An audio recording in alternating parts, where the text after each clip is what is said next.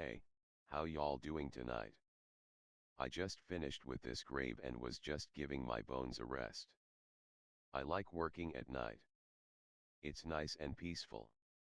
The name is MT Graves. I'm the caretaker and digger here at the graveyard. So did you stop by to hear a yarn or two?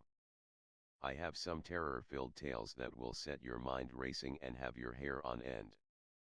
Well, find you a spot and get comfortable and I'll tell you a story that will keep you up at night, staring into the darkness wondering if you will be next. Elm Street. The middle of June. An ideal Sunday afternoon with temperatures at a comfortable 76 degrees, the air permeated with the tantalizing smell of a barbecue around the neighborhood. Boys played pickup baseball at the nearby ball field. Girls played hopscotch and giggled at boys they fancied passing by on bicycles. Neighbors waved to each other as they passed on the sidewalks, and the trees were exuding the pleasant song of birds perched in their branches. This was it. The perfect summer day.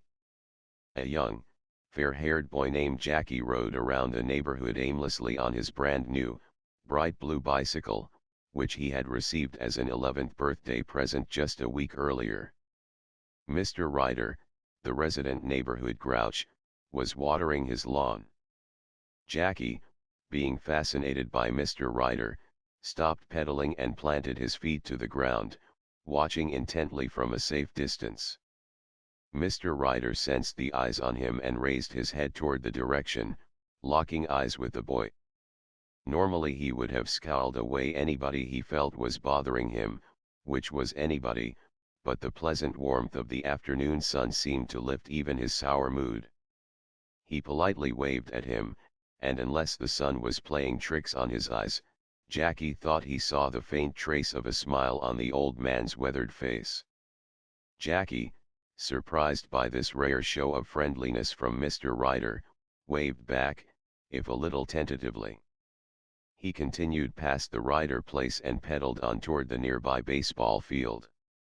As he did, he saw several neighbors, some walking their dogs along the sidewalk. They each exchanged a friendly smile as they passed by one another. Jackie had never seen such a show of happiness and community in the neighborhood before. The weather sure seemed to be having its effect. 3 blocks down and he was there. The field was occupied with 2 full teams.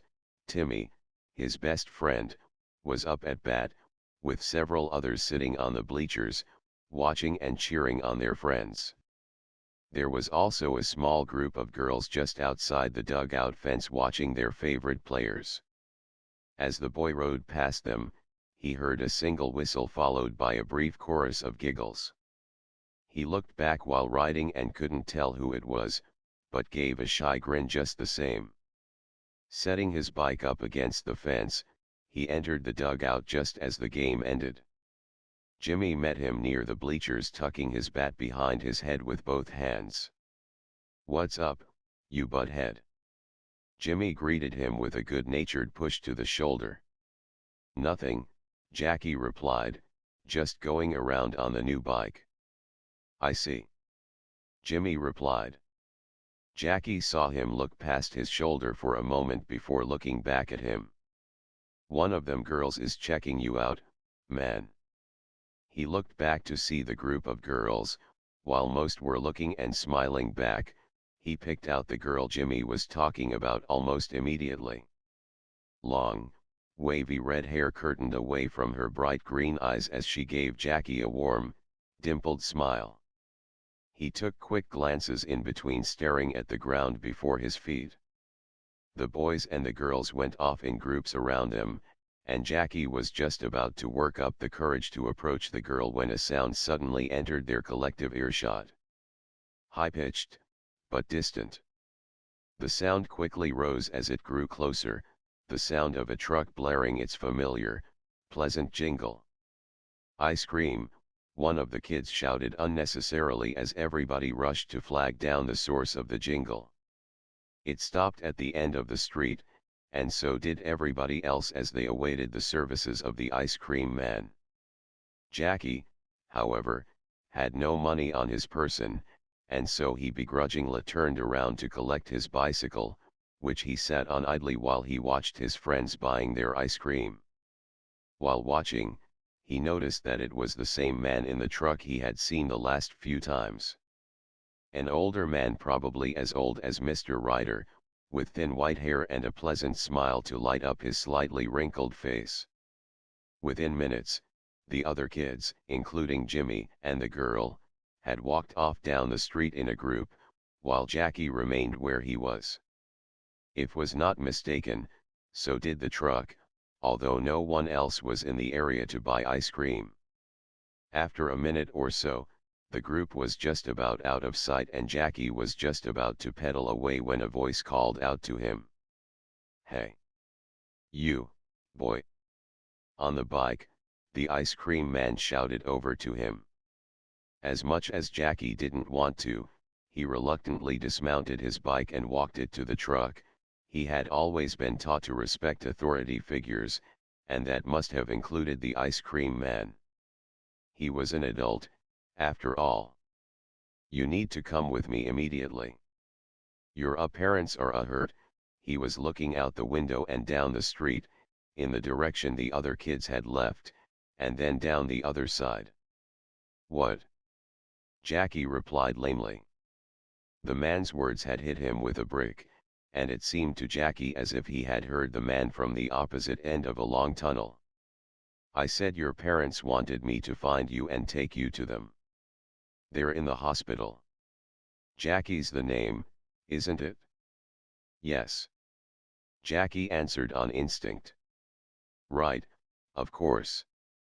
Anyway, I know your parents, and they were hurt in a car accident.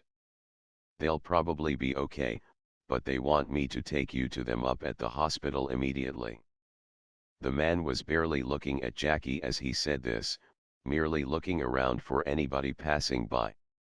Jackie's parents had always warned him about the danger of strangers, but the ice cream man wasn't a stranger, had even chatted with him when buying ice cream. Every kid knew him, and perhaps the man had known his parents in some capacity. The important thing to Jackie was that his parents were in trouble and he wanted nothing more than to see them.